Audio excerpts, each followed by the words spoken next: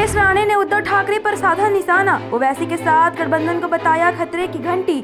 महाराष्ट्र के मंत्री नितेश राणे ने वक्फ विधेयक पर जेपीसी के फैसले को लेकर उद्धव ठाकरे की असहमति पर निशाना साधा। उन्होंने कहा कि उद्धव की पार्टी अब असदुद्दीन ओवैसी के साथ गठबंधन कर रही है। ओवैसी की पार्टी मुस्लिम लीग जैसी है। उन्होंने कहा कि जब वक्फ बोर्ड ठाकरे के घर मातोश्री पर दावा करेगा तब उन्हें समझ में आ जाएगा कि वे कहां जा रहे हैं।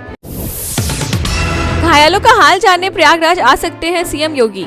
मुख्यमंत्री योगी आदित्यनाथ मौनी अमावस्या पर महाकुंभ में भगदड़ में घायलों का हाल जानने गुरुवार या शुक्रवार को प्रयागराज आ सकते हैं। सीएम ने वीडियो कॉन्फ्रेंसिंग के जरिए अधिकारियों को सतर्कता बढ़ाने के निर्देश दिए। मुख्य सचिव मनोज कुमार सिंह और डीजीपी प्रशांत कुमार गुरुवार को प्रयागराज पहुंचेंगे और घटना की समीक्षा करेंगे। योगी ने कहा कि महाकुंभ में सभी श्रद्धालुओं की सुरक्षा सुनिश्चित करना सरकार की प्राथमिकता है। महाकुंभ भगदड़ के बाद अखाड़ों ने आम श्रद्धालुओं के लिए संगम खाली छोड़ा। मौनी अमावस्या की रात संगम नोज पर अमृत स्नान के दौरान मची भगदड़ के बाद अखाड़ों ने सुबह 5 बजे से दोपहर 3 बजे तक संगम आम श्रद्धालुओं के लिए खाली छोड़ दिया है। हादसा मंगलवार देर रात 1:40 से 2 के बीच हुआ। तब तक महानिवारणी और अटल अखाड़े के साथ संत महंत गाजे बाजे के साथ छावनी से निकलकर रामघाट तक पहुँच चुके थे। भारत बनाएगा अपना जेनरेटिव एआई मॉडल, अश्विनी वैष्णव ने किया ऐलान। केंद्रीय मंत्री अश्विनी वैष्णव ने उत्कर्ष ओडिशा कॉन्क्लेव में ऐलान किया कि भारत अपना जेनरेटिव एआई मॉडल तैयार कर रहा है। यह घोषणा ऐसे समय हुई जब चीन के डीपसीक की चर्चा तेज है और ओपन एआई के सीईओ सैम अल्टमैन की भारत दौरे की खबरें हैं। वैष्णव ने बताया कि ओडिशा में एआई डेटा सेंटर स्थापित किए जा रहे हैं और भारत ने 18,000 जीपीयू हासिल कर अपने एलएलएम विकसित करने की तैयारी कर ली है।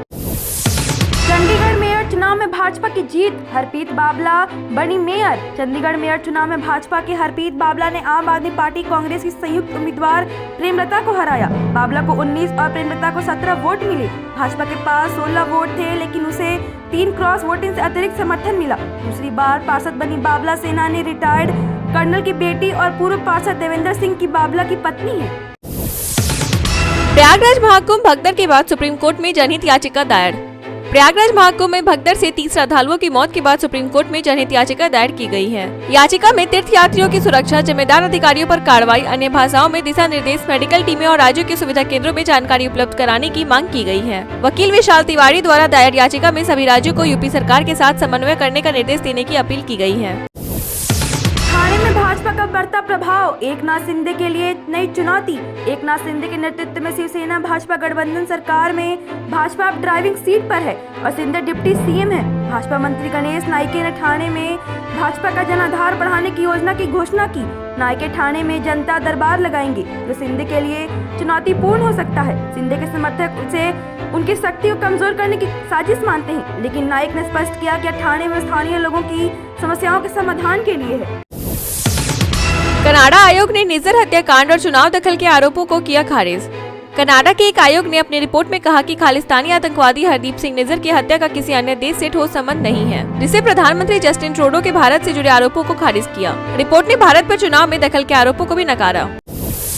केंद्र सरकार ने सेफ्जे पर भारत विरोधी दुष्प्रचार धमकी मामलों का आरोप लगाया। केंद्र सरकार ने खालिस्तान समर्थक आतंकी संगठन सिख फॉर जस्टिस पर आरोप लगाया कि यह भारत विरोधी दुष्प्रचार कर रहा है और भारतीय गणमान्य व्यक्तियों के खिलाफ आधारहीन अदालती मामले दर्ज कर रहा है। सरकार ने बताया कि सेफ्जे के खिलाफ 104 मामले दर्ज किए गए हैं, जिनमें 96 राज्य और केंद्र शासित प्रदेशों की पुलिस द्वारा और 8 एनआईए द्वारा है। पिछले साल रक्षा मंत्री राजनाथ सिंह के आवास पर धमकी भरी कॉल आई थी, जिसे इंटरपोल की मदद से जांचा जा रहा है।